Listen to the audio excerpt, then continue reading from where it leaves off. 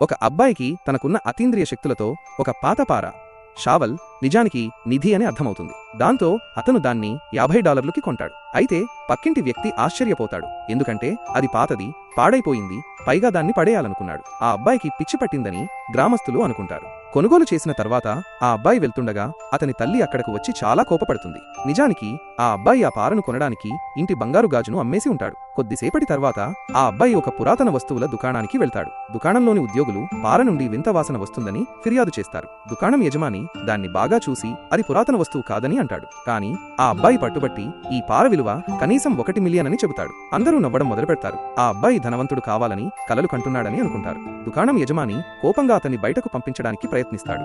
అప్పుడే ఆ అబ్బాయికి ఏదో గుర్తుకు వస్తుంది. అతను పార లోపలి నుండి ఒక చిన్న రాయిని తీసి ఇదే నిజమైన నిధి అని అంటాడు. మొదట్లో అందరూ అది ఒక సాధారణ రాయి అనుకుంటారు. కానీ దుకాణం యజమాని దాన్ని చూడగానే ఆశ్చర్యపోతాడు. అది అగ్రశ్రేణి పచ్చ ఎమరాల్డ్ రత్నం. అందరూ షాక్ అవుతారు. దుకాణం యజమాని వెంటనే $10 లక్షల ఆఫర్ చేస్తాడు. అప్పుడే ఒక ధనవంతుడు కేకలు వేస్తూ $2 మిలియన్లకు బిడ్ చేస్తాడు. ఎందుకంటే ఎవరు ఇంతకంటే ఎక్కువ ఇవ్వలేరని అతను అనుకుంటాడు.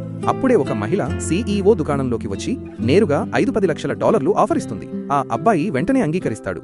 కానీ తరువాత $10 లక్షల డీల్ పెడతాడు. అతను ఆ CEO కంపెనీని $510 లక్షల నష్టం నుండి రక్షించగలనని చెబుతాడు. చుట్టూ ఉన్న ప్రజలు నవ్వుతారు.